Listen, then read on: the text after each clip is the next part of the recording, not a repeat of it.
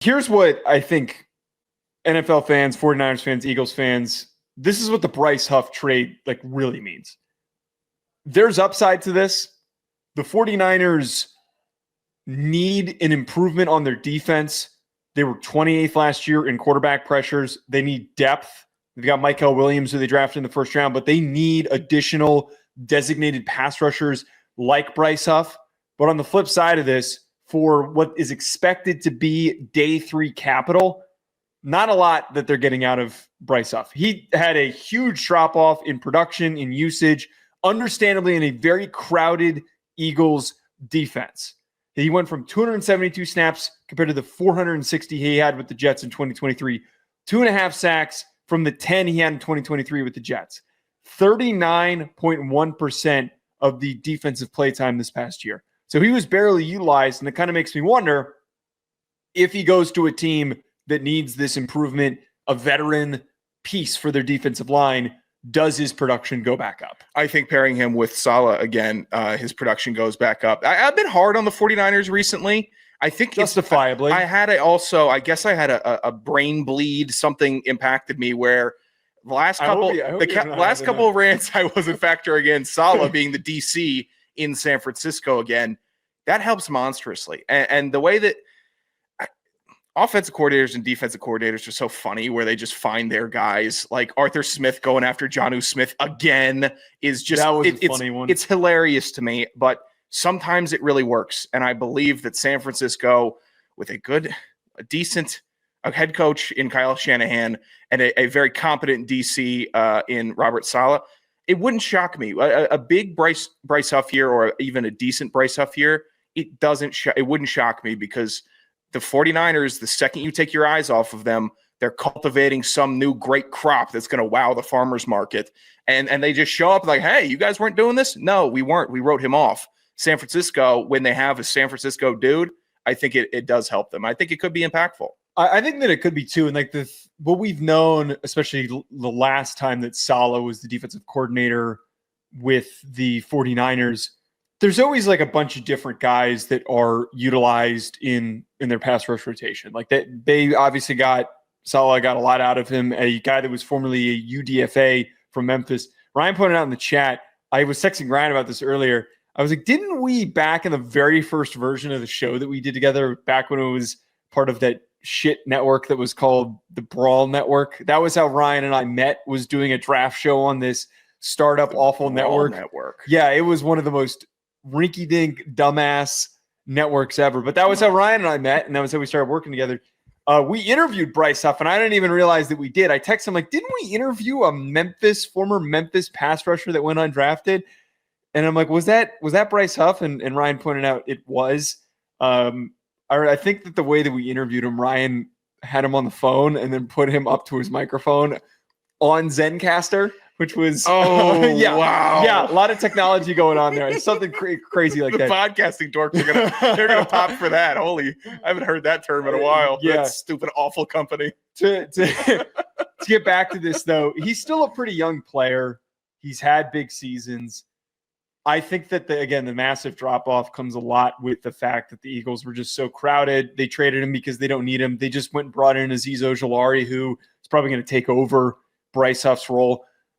If Bryce Huff has 7, 8, or maybe more sacks this year, just because it's an improved defensive line unit and Saleh is great at getting the most out of his defensive linemen in his front seven, I wouldn't be shocked. I wouldn't be shocked if this doesn't lead to some sort of a resurrection and the 49ers come out the, quote, winners of this trade, only giving up a day 3 pick. But if this also doesn't turn into anything and he's got 2 sacks at the end of the year again, I wouldn't blink twice. The way that Philly's been operating lately, the last couple years, it's hard to deem many other teams that they've traded with to be the winners over them, given the amount of success and general correct decisions that Howie Roseman and co make. So I'm sure they had a reason to not keep Bryce Huff, and it's probably younger, more explosive talent. But I also have that kind of same thing about Saleh, where I'm just going to forget basically what happened in New York with Robert Saleh. I think when I look at his career 10, 15 years from now, I've seen such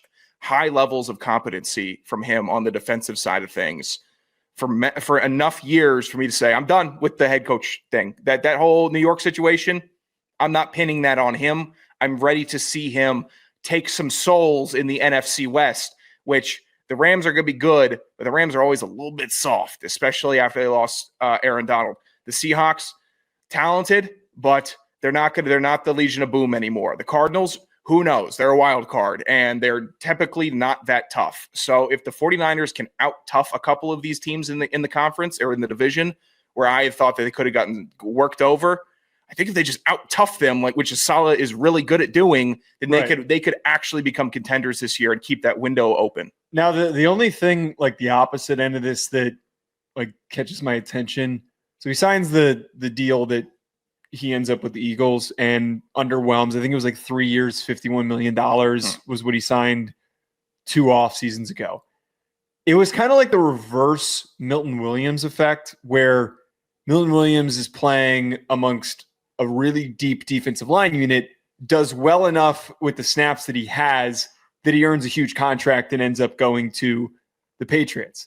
Bryce Huff is there amongst a deep unit. You would think that the opportunities that he's given, with all those guys around him, with all the attention that goes to Jalen Carter, that goes to Jordan Davis, that goes to Nolan Smith, all of those guys, you would think that he would, with the very small sample size, half the amount of snaps that he had last year, that he would have done something as a DPR, but that didn't happen. So that's kind of where I'm coming here, where maybe Huff is a little more cooked than we thought he was, and hopefully that's not the case. I think we gave it the real broadcaster's effort the first 10 minutes of trying to analyze why he could and the should and possibilities. Yeah. But your last little statement there, he might be more cooked than we think he is. And that's typically the right answer. But it takes a little grace to get there. And if you just have a show saying that the entire time, then it would be a pretty quick show. But hoping to see some, I guess, electricity from the San Francisco. And Philly is just going to be dominant again.